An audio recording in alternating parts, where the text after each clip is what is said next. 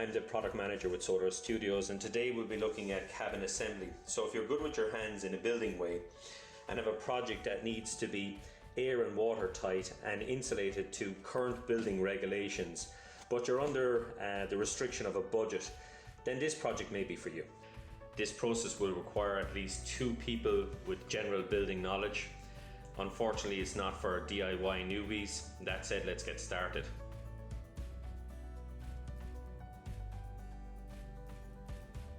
Let's first get ourselves familiar with the terminology and the structural components. Here we have a SIP, that is a structural insulated panel, and in this case it's a wall SIP. Then we have a spline that connects the SIPs together. The corner unit is at each corner of the building, and the sole and wall plate are basically 5x2 timbers machined to fit within the SIP panels. Here we have a wall SIP panel. The outside panel is tri-chi and it's weatherproof with a 50-year guarantee. Inside that is the insulation, and in this case it's polyurethane with a U value of 0.17 and a density of 40 kilograms per meter cube. That exceeds the 2020 building regulations. Inside that we've got our OSB 3, which is your standard building panel, and the overall thickness of the SIP panel itself is 144 millimeters. Here we have the floor SIP. It's very similar to the wall SIP. The only difference between the two is the thickness of the OSB on the inside surface. In the case of the wall SIP, it's 11 millimeters, while on the floor SIP, it's 18 millimeters. Here we have the roof SIP. It is slightly different to both the wall and floor SIP insofar as say there is no trichia. Both of its faces are OSB. However, the insulation value is exactly the same for the floor, wall and roof SIPs. The spline is like a mini SIP. In the same way you would put a jigsaw puzzle together, this is how you would put a spline into a SIP. The only difference is you apply expansion foam first and ensure that the trichia face of the SIP and the spline are facing the same direction. The primary purpose of the corner unit is for ease of assembly. However, corners can be assembled on site with the use of 5x2 machine timber. However, this will require some on-site adjustment. Here we have the fascia and soffit designed to snugly fit into the roof panel. It can be screwed into position to the top and bottom of the roof panel. When setting out the foundation, ensure you follow the cabin detailed drawings. The foundation for the cabin can be either a slab, block or screwed foundation, and in this particular case we're going to look at the block foundation. Once the concrete is cured, place the damp-proof course onto the top surface of the blockwork. Place the 5x2 sole plate onto the damp-proof course and 9 millimeters in from the outside edge of the blockwork. Secure with the express anchor supplied. Drill the hole for the express anchors to a depth of 140 millimeters, and the distance between each hole keep to approximately 500 millimeters. When all sole plates have been secured, lap the damp-proof course over the top of the sole plate and tack into position. Next, let's position the corner unit. You will see that we have trichia on the outside face while we have OSB on the inside face. First, we would apply expansion foam to the sole plate just under where the corner unit is going to be, and apply expansion foam to the corner unit uprights where the SIP panels are about to mate. And then position the corner unit.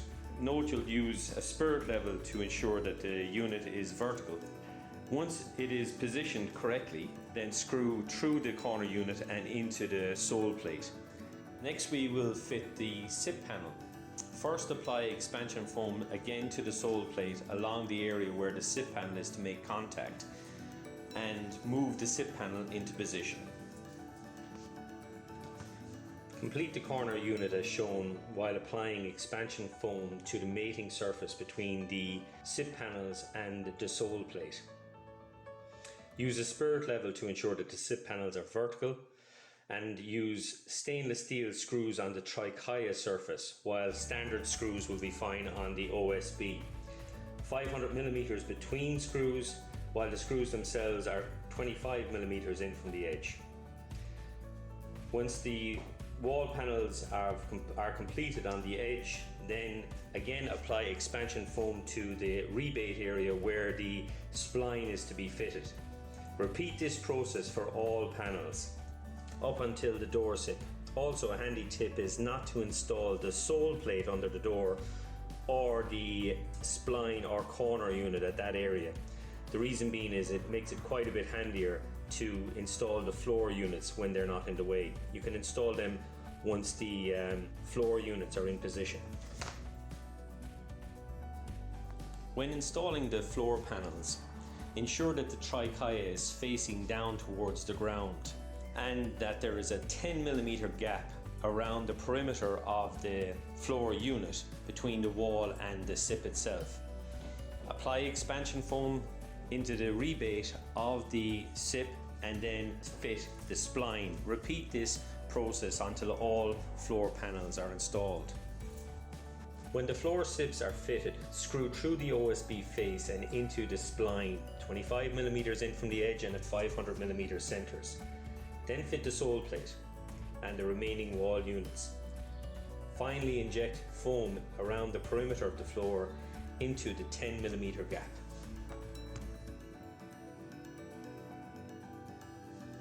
The next step is to install the wall plate. Again, we will be using the 5x2 machine timber and applying expansion foam into the SIP rebate. Then sitting the timber into the rebate. Ensure that the timber is flush with the top of the wall SIP, then screw through the wall SIP and into the wall plate at 25mm from the edge and 500mm centres. A safety note before starting to install the roof SIPs. The roof SIPs themselves vary in weight, so please take the appropriate safety measures and have enough help at hand to lift the SIPs into position. Install the first roof SIP with 125mm of an overhang and ensure that the SIP is parallel with the front and edge of the building. Screw through the SIP with the 200mm screws provided at 500mm centres, and when completed, apply expansion foam to the SIP rebate, then fit the spline. Repeat for all roof SIPs, and when completed, recheck the head of each of the screws to ensure that they are below the surface of the SIP. Fit the fascia and soffit unit as shown. Screw down through the top of the roof panel and up through the base of the roof panel to secure the unit into position. You do not need to use expansion foam at this stage of the assembly. Follow the manufacturer's instructions when installing the EPDM, that's the roof covering. Link attached below. Here you can see the wooden inserts. We use them when installing the window or door frames or the window or door units. Screw through the units or screw through the frames into these to secure the units. The door and window frames come in 4 parts, all manufactured from trichia. 2 panels for the top and bottom and 2 panels for the sides. These panels may protrude from the surface of the building depending on the window selected, either flush mounted or recessed.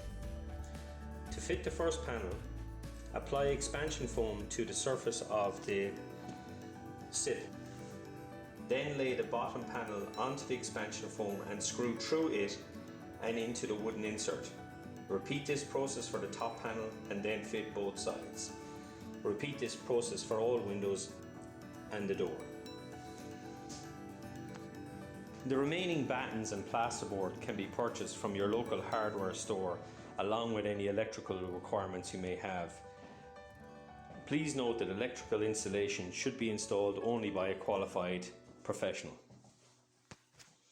Thanks for taking the time to listen to our assembly process. If you have any questions, please contact Solar Studios, and best of luck with your project.